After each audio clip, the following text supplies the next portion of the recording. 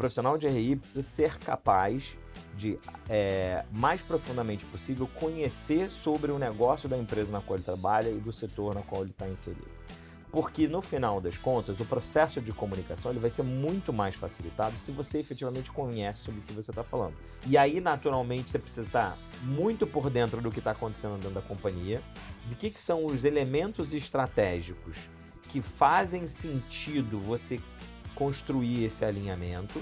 Então, quais são as dores do mercado, qual é a parte do seu story que não está bem explicada. É bastante importante você saber se tem pedaços da narrativa que vão ser melhores entregues por determinados executivos do que outros, e assim por diante. A gente se preocupa muito com o conteúdo, mas muito com o delivery.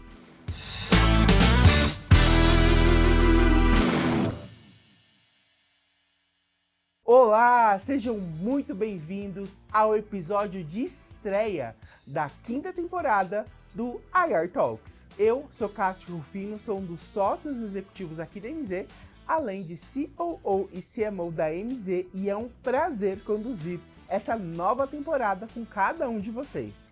Para quem está chegando agora, o IR Talks é um talk show com os melhores profissionais de RI do Brasil que contam um pouco sobre a sua carreira e desafios que nós temos aqui dentro da área de relações com investidores.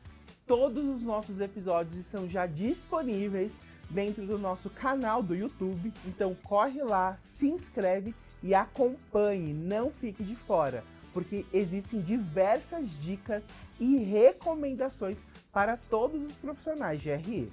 O nosso profissional de hoje é alguém super gabaritado que vive há mais de 2 décadas dentro dessa área de relações com investidores. Ele é vice-presidente de relações com investidores e de estratégia da TIM, Vicente Ferreira.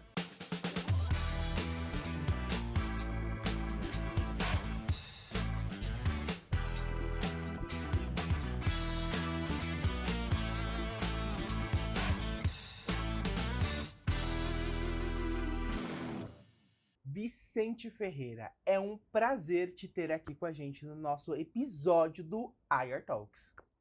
Obrigado, Cássio, é um prazer eu também estar aqui e ter a oportunidade de compartilhar um pouco da minha visão, da minha história contigo e com o teu público. Vicente, eu sempre começo aqui o nosso bate-papo perguntando quem é o Vicente por trás dessa crachá, dessa cadeira de RI? Bom, o Vicente é um pai de uma menininha chamada Laura, de um garotinho chamado Gabriel, marido da Aline. Sou um flamenguista, diria, doente, muito fanático. Tenho bastante interesse por culinária também, mas gosto de cozinhar e de comer. Até nos últimos tempos tem me faltado um pouco de tempo para cozinhar mais. Mas, de qualquer maneira, eu diria que essas coisas aí é que vão ser os pilares aí de quem é o Vicente, fora das 4 linhas da Quantos anos RI. esses seus meninos, ô Vicente? A Laura tem 5, o Gabriel tem 2. Nossa, eu tenho gêmeos. Os dois têm 7 anos de idade. E aí foi muito engraçado que durante esse período de férias que tivemos agora, a evolução das crianças é algo muito rápido, né? Começa de Com um jeito e certeza. termina de outro. Imagino você com um ali de 2, um mais velho, enfim, deve ser uma loucura. Com certeza, mas é muito bacana também ver a evolução deles, né? E a gente acaba não tendo no dia a dia corrido oportunidade de estar, enfim, tão presente quanto gostaria. E aí acaba que o período de férias é uma oportunidade para estar mais perto e aí, consequentemente, acompanhar melhor a evolução. E aí, 2 semaninhas ali que de repente a gente consegue passar junto, já dá para perceber que está começando, o meu mais novo está começando a construir as primeiras frases completas. Aham. Aí é bacana, é uma descoberta para mim, para minha esposa, de ele falou isso, ele falou aquilo. E aí é muito legal. Muito bom. E essa sua trajetória profissional, Vicente, como que foi? Compartilha com a gente um pouquinho. Bom, Cássio, assim, de fato, a minha chegada no RI, ela não é muito óbvia, porque eu me formei em engenharia eletrônica de computação. Eu até começo lá atrás, ainda no período de faculdade, com umas primeiras experiências profissionais dentro de um ambiente bem técnico, da área de TI mesmo, desenvolvimento, sistemas, etc. Eu cheguei a ser estagiário da TIM em TI, por exemplo. Mas aí depois eu acabo mudando um pouco de rumo da minha vida e vou para uma área de negócios. vou trabalhar dentro do marketing de uma outra empresa, cuidando da parte de precificação. E aí, com isso, eu acabo enveredando por esse caminho de negócios, aí passo por marketing, comercial, planejamento, até que num dado momento surge uma oportunidade dentro da TIM de eu sair da área comercial e ir para o RI. E aí é uma grande virada aí para a minha carreira, e eu estou em RI desde então, já tem bastante tempo.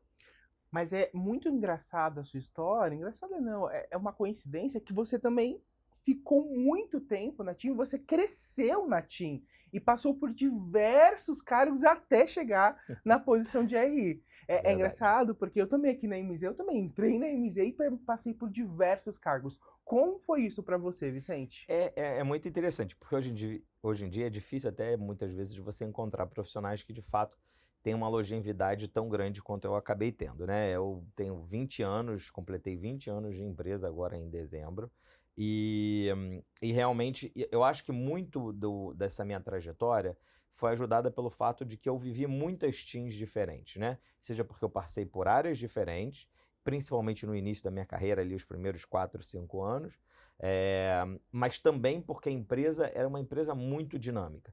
Então, cada mudança de CEO, cada mudança de CFO, e a gente teve mudanças de estratégia e assim por diante, me davam a oportunidade de experimentar coisas diferentes, fazendo atividades diferentes.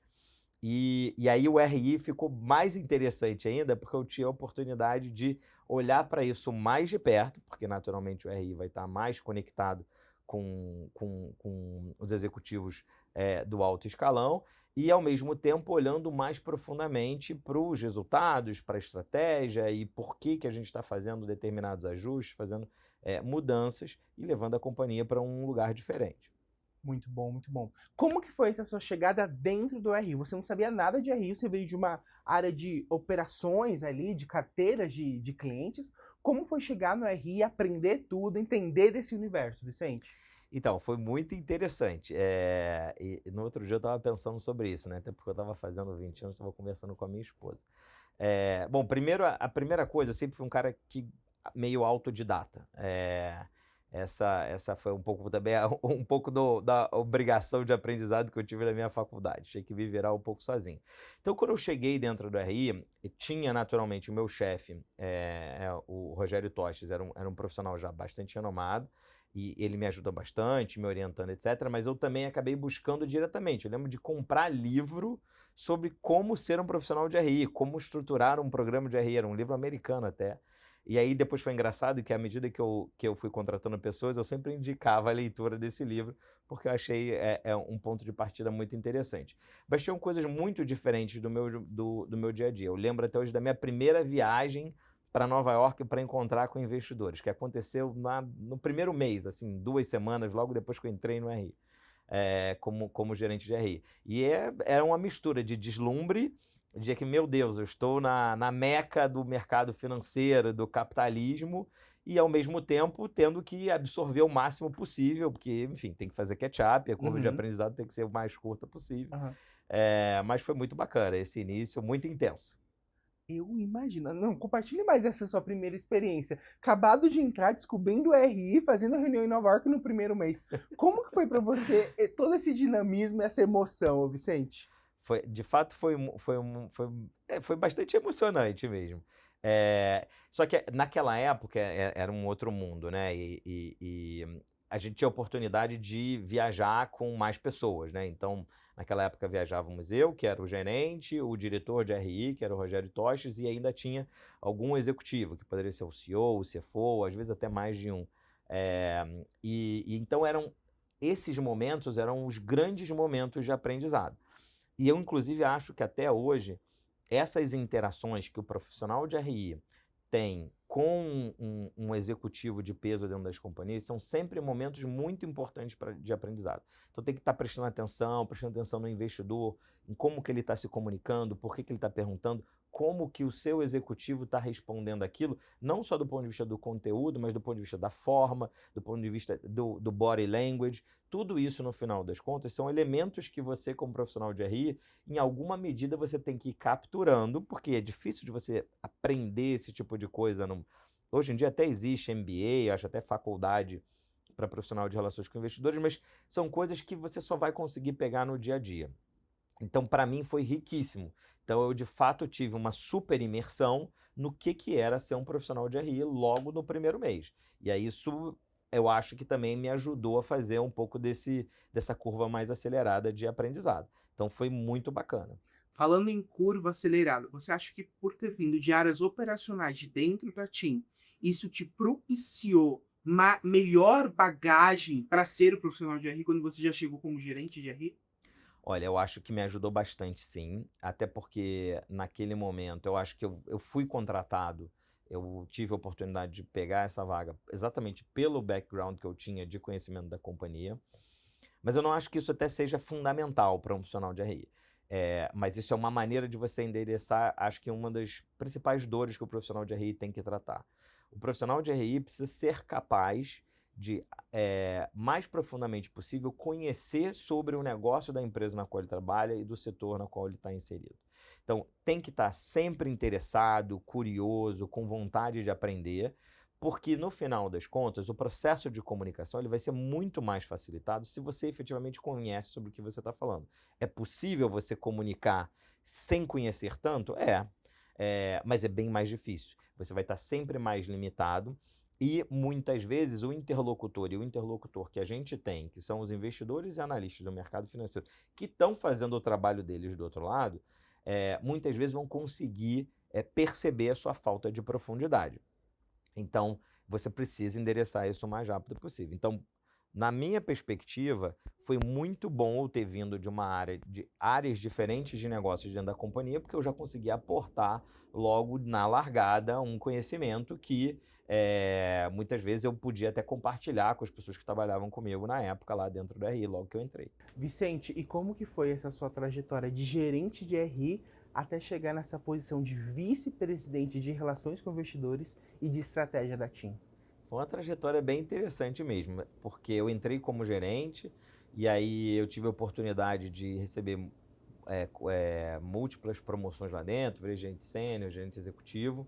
A gente também teve, durante um período, mudanças na própria estrutura de RI. O time de RI da TIM é um time bem robusto, porque a gente acaba tendo várias demandas que muitas vezes vão além do tradicional que o RI faz. Mas num dado momento eu tive a oportunidade de virar o head, já como diretor, mas ainda não como diretor estatutário. E aí fiquei nessa posição, liderando o time de RI, todo o processo de comunicação durante alguns anos. E aí no ano passado, eu tive a oportunidade de fato, passar para o patamar de estatutário e combinar também a diretoria de estratégia. Então, hoje eu tenho embaixo duas áreas de RI e estratégia, e aí eu tenho buscado hoje uma sinergia entre o trabalho dessas duas áreas, que eu acho que tem muita coisa ali que uma área ajuda a outra e, consequentemente, consegue produzir umas coisas bacanas para a companhia e, do lado de RI, também para fora da companhia. Tem um peso maior em ser o diretor estatutário da companhia versus o diretor não estatutário? Olha, eu acho assim, do ponto de vista para fora, de comunicação com os investidores, eu não sinto uma diferença significativa. O fato de antes eu ser head de RI, agora eu ser o IRO, eu não acho, pelo menos até agora, eu não percebi isso de uma maneira muito relevante. O fato de ter adicionado estratégia, eu acho que isso dá, sim, alguns elementos extras, porque principalmente para novos investidores, eu acho que você ter o entendimento de que o interlocutor com quem você está falando é uma pessoa que de fato talvez se aprofunde um pouco mais do que além de só escutar, mas ele está no processo de construção da estratégia, acho que isso pode eventualmente ajudar. Eu diria que isso talvez seja mais um tema para questões internas. Então, hoje, o fato de eu ser vice-presidente de RI, de estratégia, eu acho que auxilia muito em a gente capturar essas sinergias para dentro de casa. Então, tem muitas atividades que, no final das contas, são atividades complementares. Então, tem todo um trabalho de acompanhamento dos pares. Essa é uma atividade que existe um benefício grande dessas duas áreas estarem associadas. Tendências de mercado, toda a parte que você tem de olhar para mercados internacionais, que também no nosso caso, dado que é uma empresa de serviços, também é bastante relevante. Então, isso tudo, no final das contas, eu diria que o fato de ser estatutário faz pouca diferença, mas o fato de estar combinado faz bastante diferença. Hoje, no seu dia a dia, como diretor ali responsável pelo RI, quais são as suas principais atribuições no RI? Bom, no RI, naturalmente hoje eu tenho que dividir o meu tempo. Eu diria que hoje, ano passado talvez tivesse um 70-30 para estratégia, ou 80-20. Eu botei a Luísa, que é minha head de RI, para trabalhar bastante. Eu acho que agora está um pouco mais equilibrado, já no final do ano passado, início desse ano está mais para um 60-40. Mas a área de estratégia, de fato, demanda bastante, porque a gente está num processo sempre de revisão de estratégia e tem alguns movimentos inorgânicos que a gente também tem estudado. Então tem bastante coisa rolando do lado de estratégia que precisa da minha atenção e também por ser uma área nova, né? Uma área que eu estou chegando, preciso conhecer, preciso me aprofundar também em conhecer os profissionais, todas as dinâmicas ali. Agora, dentro de RI, o que eu acho que é dentro do tempo que eu acabo gastando com RI ou investindo em RI, eu procuro estar sempre trazendo um olhar adicional ao que o time já consegue fazer. O dia a dia, dos acompanhamentos todos que a gente faz, de se comunicar com os analistas sell-side, com os investidores, esse é um trabalho que hoje é muito feito pelo time, então eu acabo participando de momentos pontuais. Isso é uma mudança, inclusive, na meu pensamento sobre a minha carreira, sobre como eu tenho que atuar, mas aí eu preciso escolher bem esses momentos. Então, com quais investidores falar, com que analistas falar, em que momentos são importantes. Então, tem momentos chaves. A gente acabou de comunicar ontem, por exemplo, um grande acordo que a gente fechou com um parceiro. Então, esse é um momento chave do processo de comunicação. Vamos fazer essa comunicação em conjunto. Eu e o meu time, principalmente a minha head, a Luísa, mas eu vou estar muito presente nesse momento. Tem outros momentos em que dá para se delegar mais, porque eu preciso equilibrar esses dois pratinhos aí. Tem algum relatório como diretor ali que você gosta de olhar sempre no dia a dia, ou que você pede para o seu time te enviar? Como que você vê ali as principais keys, vamos dizer assim, no seu dia a dia de RI? Olha, eu ainda olho tudo. Então, o dia é bem intenso. E os relatórios eu acho que são bastante comuns ao que qualquer área de RI tem. Então, a gente tem um relatório diário de performance, a gente divide esse relatório em dois. Aqui talvez seja uma coisa um pouquinho diferente do que costumeiramente se faz. Então, a gente vai fazer uma espécie de clipping de reportes pela manhã, olhando para o que aconteceu, seja no dia anterior ou na noite anterior, de relatório de analista sell-side, aí não só especificamente sobre a empresa, mas também sobre o setor, ou eventualmente alguma coisa macro, ou dinâmicas gerais de investimento, por exemplo, fluxo de capitais, coisas do gênero. Depois a gente vai ter um relatório de final de dia, efetivamente com como que os mercados se movimentaram. Esse até é um que eu olho menos, porque eu já acabo acompanhando a dinâmica de mercado ao longo do dia, através dos monitores que a gente tem, então esse eu acabo olhando menos. E tem um relatório que eu gosto muito de olhar, e aí me engajo bastante, inclusive, na construção e ajustes, etc., é o nosso relatório de acompanhamento de base acionária. Então, a gente tem uma base que, até por sermos dual lease, então tem ADR, tem ações locais, então a gente precisa fazer uma combinação dessas informações e produzir um relatório que dê uma visão completa. E a gente também procura fazer um trabalho bastante profundo em agrupar os investidores, que é sempre um grande desafio das áreas de RI, você saber qual fundo que pertence a que conglomerado, ainda mais no nosso caso, que os nossos maiores investidores são esses grandes grupos internacionais. Então a gente precisa entender, é a Capital, enfim, quais são os fundos que estão embaixo da Capital, estamos conseguindo capturar todos, não? E esse é um relatório que eu acabo me engajando bastante, gosto muito de ler. Eu diria que são esses, a gente tem mais um relatório mensal para o board, esse é um relatório mais automático, que precisa de menos intervenção minha, e a maior parte das coisas que estão ali são coisas que eu já acompanhei ao longo do mês.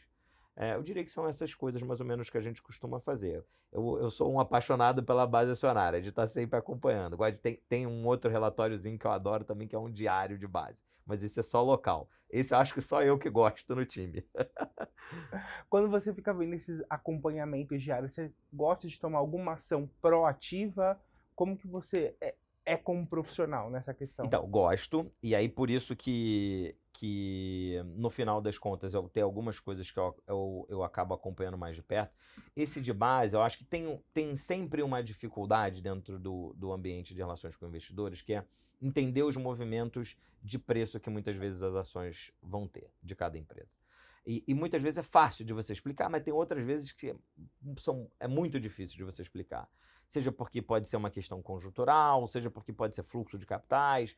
Então, de uma certa maneira, o acompanhamento mais próximo da base acionária é uma forma de você tentar adicionar alguma informação que talvez você não tenha conseguido capturar. Então, eu normalmente, no meu dia a dia, toda vez que tem uma oscilação um pouco diferente, eu vou olhar para fluxo de brokers, eu vou olhar por qual corretora houve mais compra, mais venda, eu vou conversar com o market maker, eu vou olhar depois, 48 horas depois, assim que a gente recebeu os relatórios das vendas locais, qual foi a movimentação entre os acionistas, para tentar compor essa leitura mais correta e aí, inclusive, compartilhar essa leitura muitas vezes, se for um movimento que eu acho interessante, também com o nosso CEO, com a nossa CFO.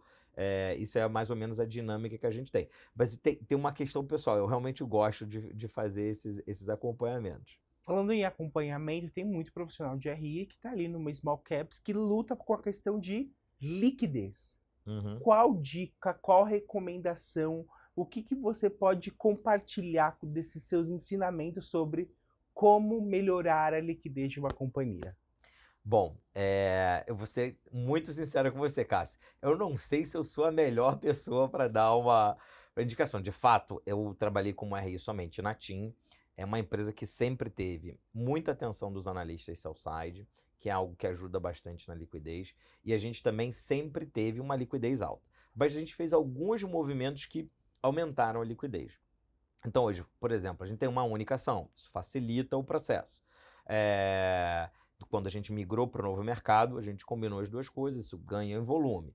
Depois você ter a busca por uma cobertura maior. Eu acho que isso é um dos grandes desafios de empresas que têm um tamanho pequeno e, consequentemente, muitas vezes liquidez baixa. É você conseguir atrair interesse para a companhia. Agora, não existe só o sell-side e também não existe somente o sell-side gratuito, entre aspas.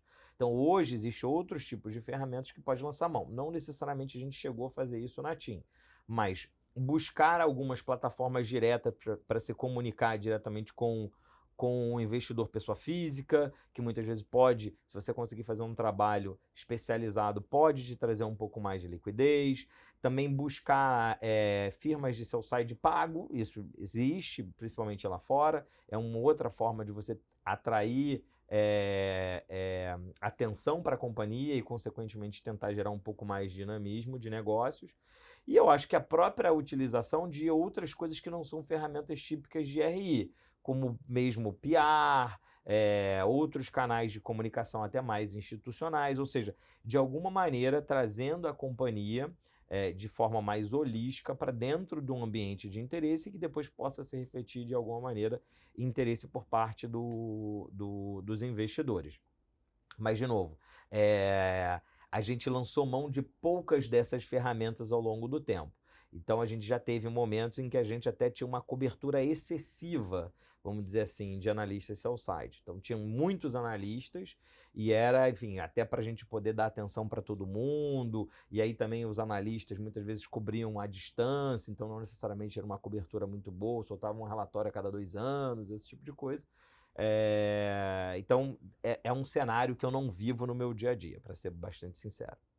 Dessa sua resposta, eu tenho 2 perguntas agora. A primeira é como que você vê os canais digitais? Você comentou ali brevemente, como você vê ali principalmente o uso do LinkedIn, Vicente?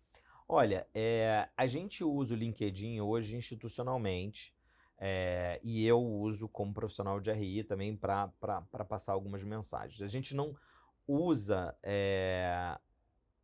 muito especializado para mensagens de relações com investidores. Naturalmente, quando eu divulgo o resultado, a gente vai ter um post pelo CEO, a gente pode ter um vídeo. Quando a gente tem alguns grandes eventos, adquirimos uma empresa, então vai ter um porta-voz que vai falar sobre essa aquisição, mas muitas vezes com um olhar muito mais para a perspectiva de marca empregadora, para a perspectiva realmente institucional, do que propriamente com um olhar de, eu quero comunicar com um público específico de investidores. Pensando em canais digitais, nessa frente a gente já testou tudo. Nós fomos talvez uma das primeiras, se não a primeira, a ter um perfil de Twitter de RI, lá nos primórdios. E a gente fazia posts e tentava engajar, etc. Não existia nem FinTwitch naquela época ainda. E a coisa nunca pegou muita atração. Depois a gente chegou a participar de outros tipos de rede social, aquelas coisas que eram criadas lá nos Estados Unidos, e também nunca pegou muita atração. A gente buscou, por exemplo, se engajar com influenciadores digitais num dado momento. Mas isso sempre teve um viés muito para a pessoa física, muito mais do que para os investidores institucionais.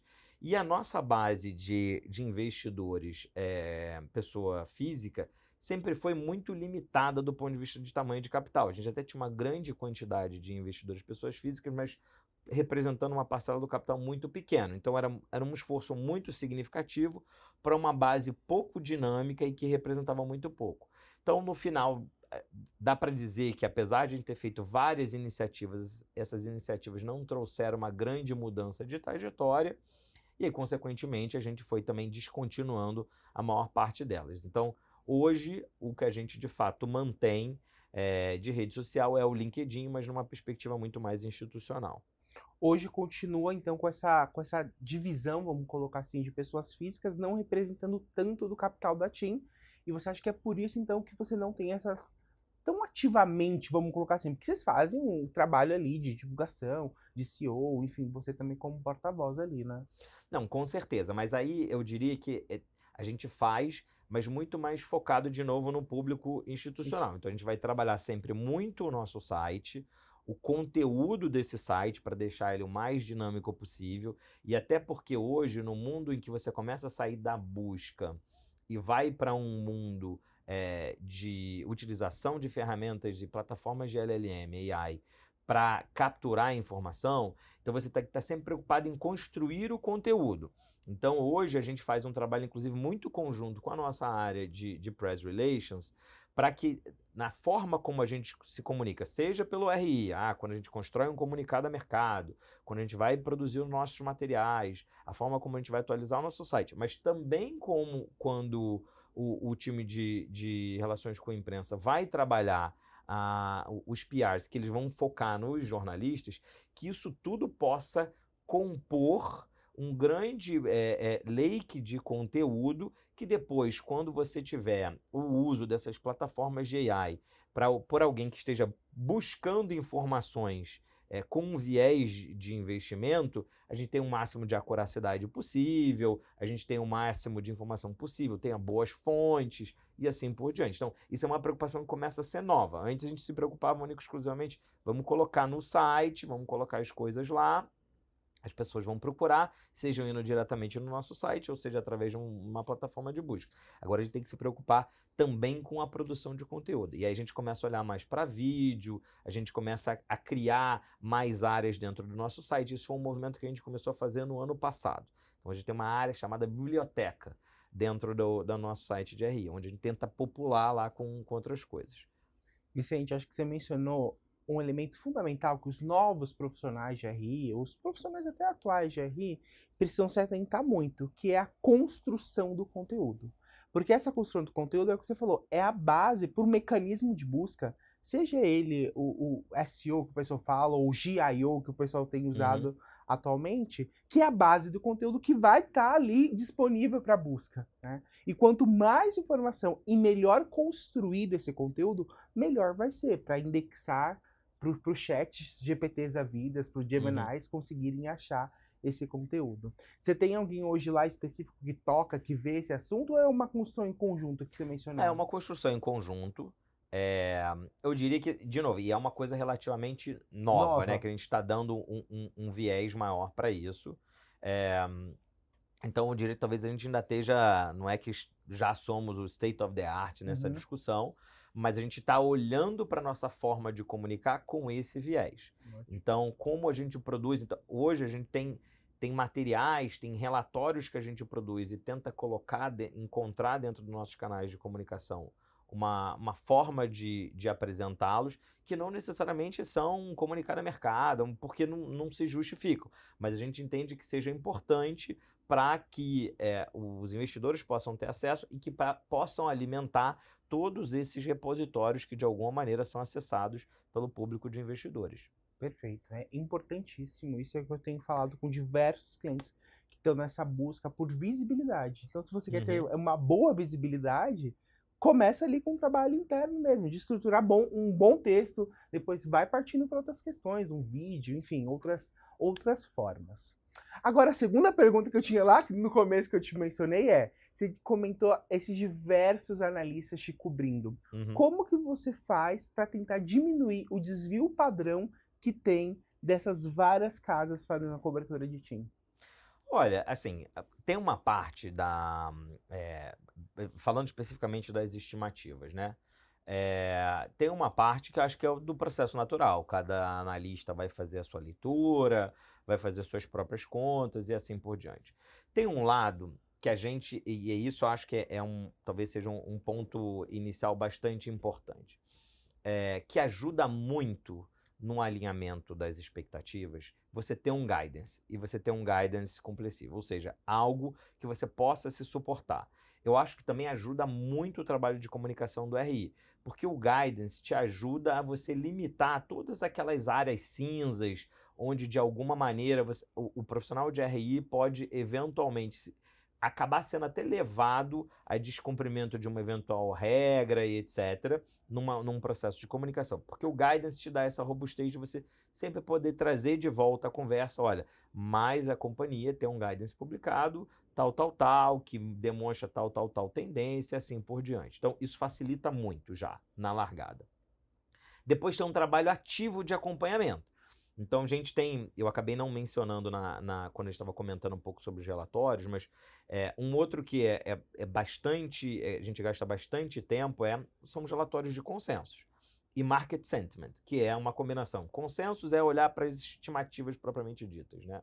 Então, é olhar quanto que tem de receita, quanto tem de EBITDA, o OPEX, fluxo de caixa, e aí a gente vai analisar os modelos integralmente. Então, o nosso relatório de consenso, ele tem todos os KPIs que fazem parte de uma modelagem financeira.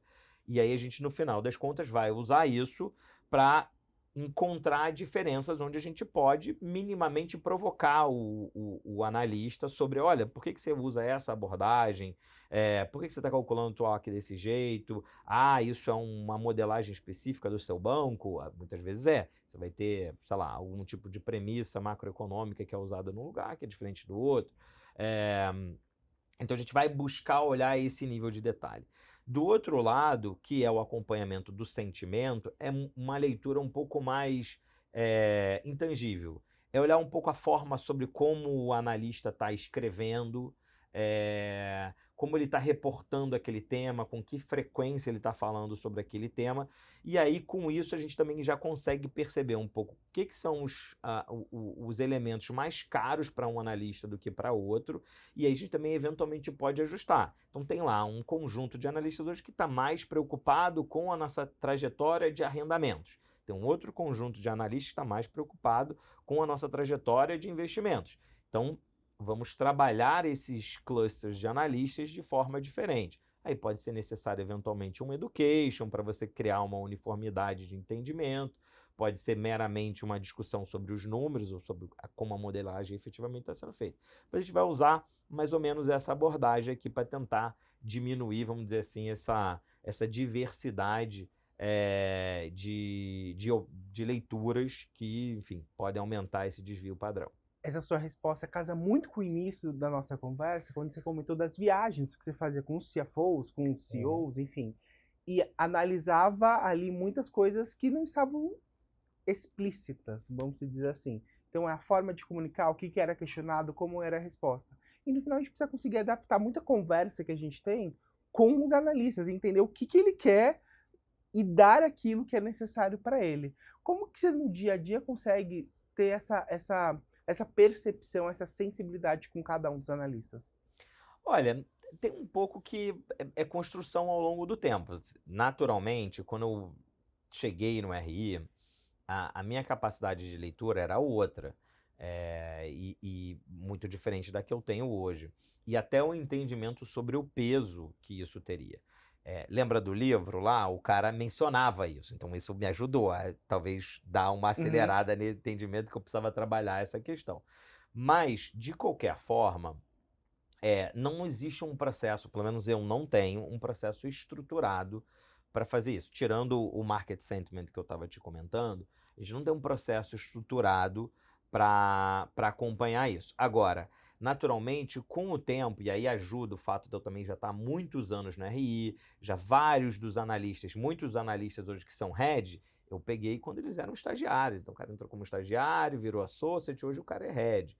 Então, eu vou conhecer um pouco até das características mesmo pessoais das pessoas, do que eles gostam, o que não. Naturalmente, se você não tem a oportunidade de ter tanto tempo de relacionamento assim, tem que encontrar mecanismos que te ajudem. Aí eu acho que a intensidade do contato vai ajudar bastante e você tem que estar com a cabeça ligada. A atenção, é escutar com atenção. Então não é simplesmente, ele me fez a pergunta aqui, eu presto atenção só no que ele perguntou e eu dou uma resposta ali de 30 segundos e pronto, acabou. Então, e o trabalho muitas vezes também com mais de um profissional, e isso é uma coisa que a gente faz bastante, tenta incluir o time dentro desse processo de comunicação, ajuda. Porque muitas vezes você está me fazendo a pergunta, eu estou respondendo, mas eu tenho alguém do meu time que está olhando, que eu vou poder trocar. Fala, pô, aquela pergunta que você percebeu ali? Fala, putz, naquela hora ele estava me pareceu que ele estava mais angustiado, ou que aquilo ali eu até senti que a troca entre vocês talvez tenha sido um pouco mais emocional e menos factual. Então, isso também é algo que muitas vezes a gente vai discutir. Eu faço isso muito com a minha head de RI, a Luísa, que ela também já tem uma experiência grande, então a gente troca muito. Então, às vezes é ela que está respondendo e eu vou estar observando, e muitas vezes eu vou estar respondendo e ela que vai estar observando. E a gente vai fazer essa troca depois. Vicente, pegando esse gancho da sua resposta e puxando para aquela cobertura de 2 anos a longa distância, como fazer para ele te acompanhar mais de perto ou não ter mais a cobertura? Enfim, dá uma dica para gente aqui. Esse é um desafio complexo. Bom, primeiro acho que tem um pouco de resiliência. No final das contas, muito do que a gente fez lá na TIM é você tentar engajar esse analista. Como que a gente muitas vezes tentou engajar esse tipo de analista ao longo do tempo? Continua mantendo o fluxo de comunicação, convida um analista para fazer determinadas coisas, então seja proativo. Então eu lembro que a gente conseguiu, inclusive, resgatar um analista que cobria a gente de muito longe para ele passar a cobrir mais perto. Então a gente a gente entendia que tinha um valor, esse é um ponto importante, porque muitas vezes você precisa priorizar. Então, se você tem uma cobertura ampla, você vai fazer isso, já tem 15 caras que te cobram, você vai fazer isso com outros 5 para virar 20, tem que ver se vale a pena. Mas, assumindo que você já fez esse assessment e vale a pena, é importante ser proativo. Então, você vai atrás desse analista, vai tentar alimentá-lo de informações, vai propor reuniões. A gente soltou tal coisa assim, assim, assado, estamos com uma iniciativa assim, assado. Quer conversar com a gente? Quer conversar com o RI? Quer conversar com o nosso head de divisão que está tomando conta de tal coisa assim, assado? Muitas vezes a gente usava algum relatório que ele escreveu sobre outra empresa, ou sobre outro aspecto do setor. E falou assim, a gente está estudando isso aqui também. Quer bater um papo sobre esse assunto? E aí isso muitas vezes funcionava como gancho para tentar trazer o analista para estar um pouco mais próximo. Isso, obviamente, é um jogo, é uma espécie de dança, em que você convida o parceiro para dançar, ele tem que estar disposto. E muitas vezes ele não está disposto, não é porque ele não gosta da empresa, é por outras questões. Às vezes a casa dele está colocando ele para acompanhar 80 empresas, e aí ele vai ter pouco tempo mesmo, ou ele pode não ter interesse naquela região específica naquele momento, e aí isso vem até como uma diretriz mais ampla. Enfim, você vai ter que tentar também investigar se existem essas nuances mais conjunturais, para ir sempre avaliando esse grau de esforço. Mas nunca deixar de convidar um analista para dançar. Eu acho que esse é algo que a gente sempre fez lá no R da TIM, e eu tinha muito esse papel. Às vezes o time até falava, pô, mas você já falou com esse cara 30 vezes e ele, putz, nunca participa de nada. Então eu falei assim, ok, não tem problema, não me custa 5 minutos de mandar um pedacinho de informação para ele e convidar ele para fazer uma call. E funcionou. Falando em dançar, como que você vê ali a questão do Investor Day e da importância de realizar esse evento? Eu acho muito importante, mas dentro da TIM, a gente usa isso muito como uma ferramenta de alinhamento de aspectos estratégicos, de trazer coisas novas para o mercado. Eu até entendo aqui, a gente tem estudado muito sobre as diferenças dos Investors Days que as empresas brasileiras fazem versus o que muitas vezes lá fora chama Capital Markets Day, até o mesmo Investor Days. E muitas vezes a frequência é diferente, né? As empresas brasileiras muitas vezes vão tender a fazer anualmente, enquanto que as empresas estrangeiras vão fazer, principalmente na Europa, uma vez a cada 2 anos, uma vez a cada 3 anos e tudo. A gente tem uma característica mais de fazer anualmente, apesar de não termos feito no ano passado. Mas a gente tem entendido um pouco sobre a necessidade de não fazer o evento meramente pelo evento. Então você tem que ter uma robustez de conteúdo, algo que você possa trazer para a discussão e que crie valor para o investidor e para o analista. E não simplesmente, vamos lá, faz um evento, chama 10 analistas, mais 20 investidores, bota todo mundo lá e no final das contas é quase como uma atualização que você poderia ter feito virtualmente ou que você já faz na sua call de resultados. Então a gente tem tentado olhar sobre essa perspectiva. E aí, naturalmente, você precisa estar muito por dentro do que está acontecendo dentro da companhia, de que são os elementos estratégicos que fazem sentido você construir esse alinhamento. Então, quais são as dores do mercado, qual é a parte do seu equity story que não está bem explicada, ou algo que não está sendo bem precificado nos modelos. Então, esses elementos vão estar sempre sob análise para a gente decidir, vamos fazer no Investor Day ou não. Então, acho super importante, mas precisa ter um assessment como esse sendo feito, até porque custa bastante dinheiro, se você quiser fazer um evento bacana. Então, para investir e trazer um retorno interessante, é legal você ter esse assessment feito previamente. Falando em conteúdo e construção de um storytelling, vamos falar de narrativa.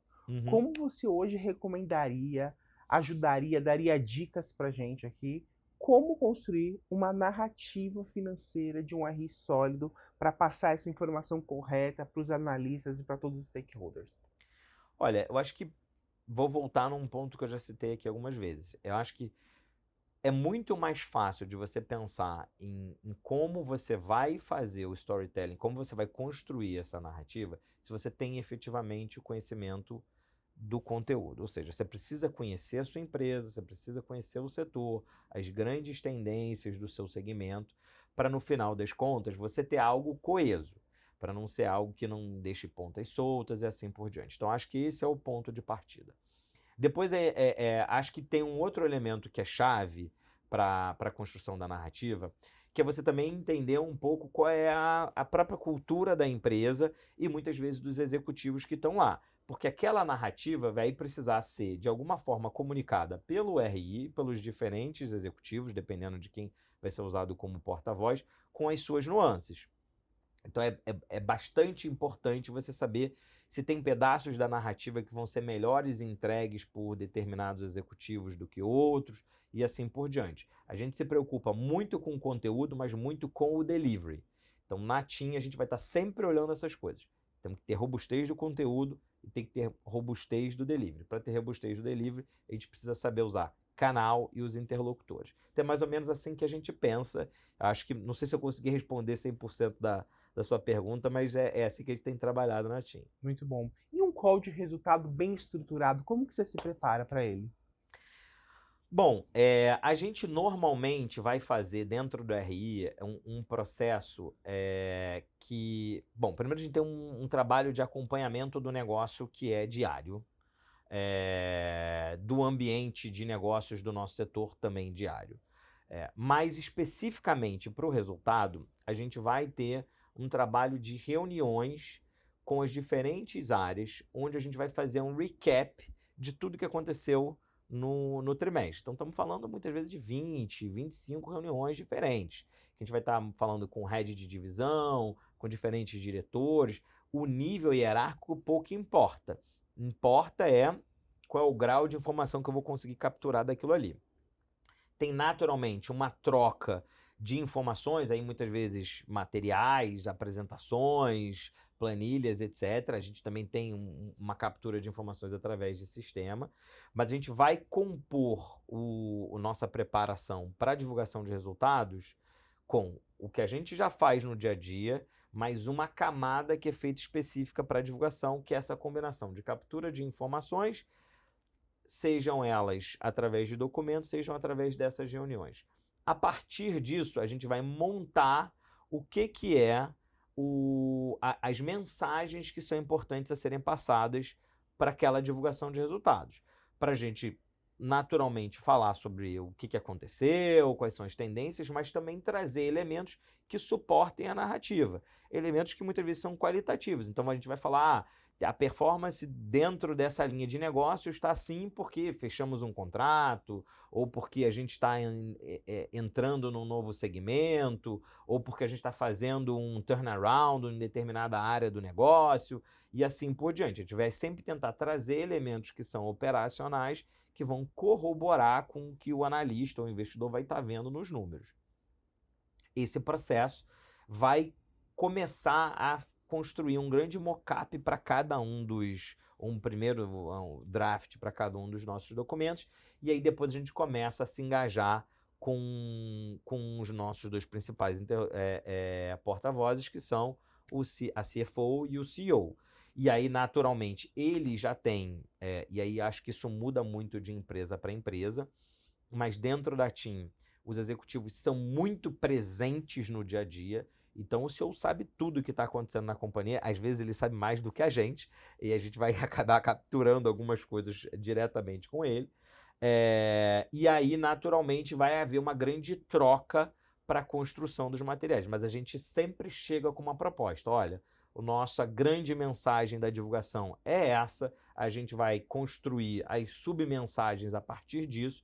E isso vai se refletir nos materiais dessa maneira. Então, é mais ou menos assim que a gente chega para apresentar a nossa proposta de comunicação para esses dois executivos.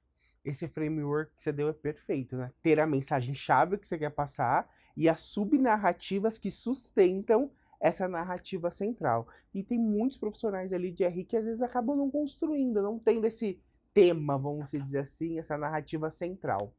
Partindo aqui para o final, deixa pra gente 3 grandes dicas para profissionais de RI que querem crescer na carreira, que querem galgar tão quanto você teve na TIM.